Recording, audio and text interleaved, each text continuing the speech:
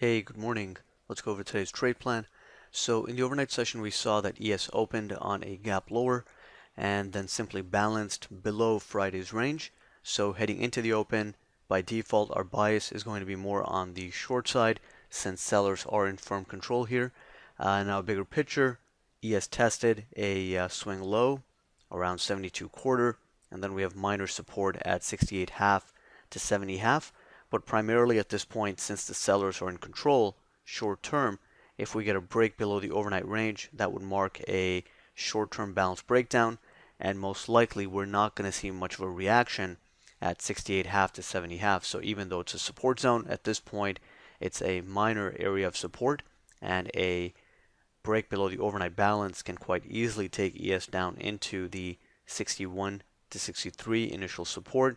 That's an area where buyers can technically be active on first test, but if we're seeing extreme weakness on the day time frame and the day is shaping up to be more of a trend down day, then even 61, 63 does not have to shut off the downside. We can actually head down into 55.25 to 57.25 and as low as 49.75 to 51.75. That's really the next major inflection point below 61.63, the 49.75 to 51.75 area.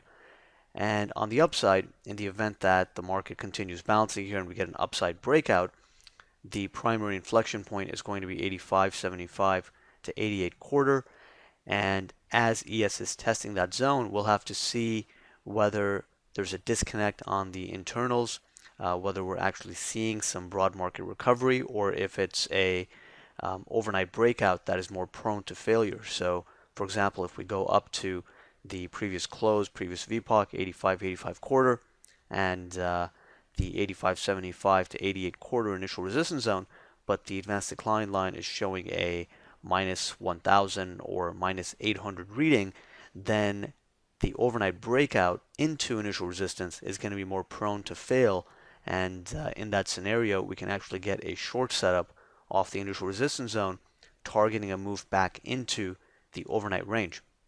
Now, given how weak this market has been in the overnight session and given how weak the overall world markets were while ES was trading overnight, it seems unlikely that we would even go back up to initial resistance if this weakness is actually going to continue. Ideally, if we are going to break lower, then we don't want to see the S&P going all the way back up to the 85, 88 area before heading back down. Ideally, we'd like to see it hold 79.5 to 81.5 and actually continue balancing in the lower part of the overnight range, and then from there it can actually crack lower and put in a balanced breakdown into at least 61, 63 with potential to go down even lower with the next major zone being 49.75 to 51.75. Now, in order to continue going lower, we do need to see some sustained weakness in the internals and in the other markets.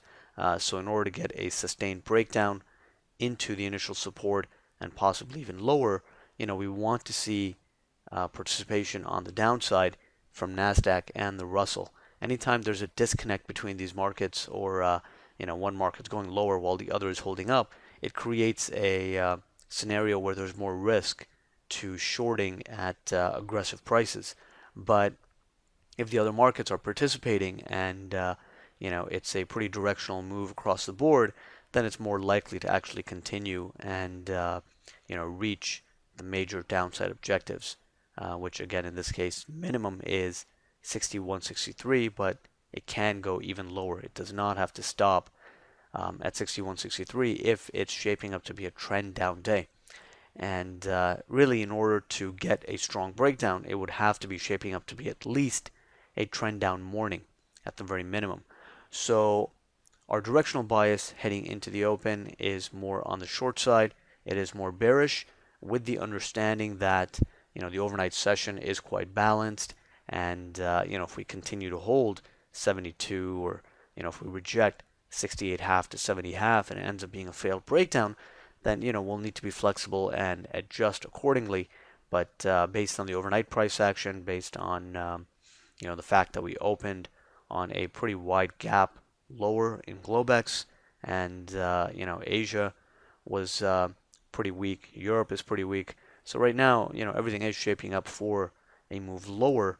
But if things change, if momentum starts showing on the upside, if we're not seeing weakness in the internals and ES starts holding 72 or even 68.5 to 70.5, then of course we'll have to adapt.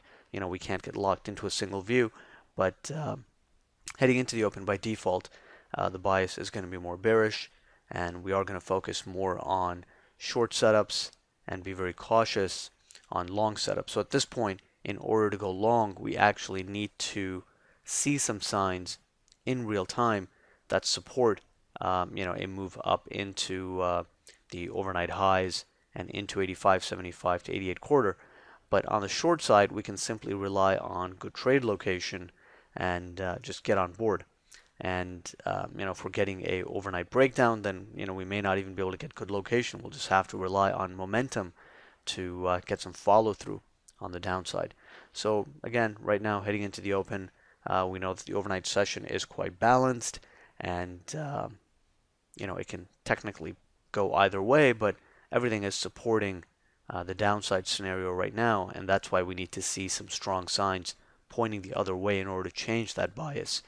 So by default, our bias is going to be bearish today, expecting a move lower into 61, 63, and possibly even at the lower zones. And of course, that means we're going to be cautious on any long setups we take. And even if we are taking longs today, they have to be more where ES gets exhausted on the smaller time frames into a support zone, and then perhaps you can get a tradable reaction of 4 to 6 points off of that. But we're not going to be expecting a big reversal again unless there are some clear-cut signs showing us that there is no broad market participation in this sell-off. Looking at the other markets, keep an eye on the 4428.5 key high volume node in Nasdaq.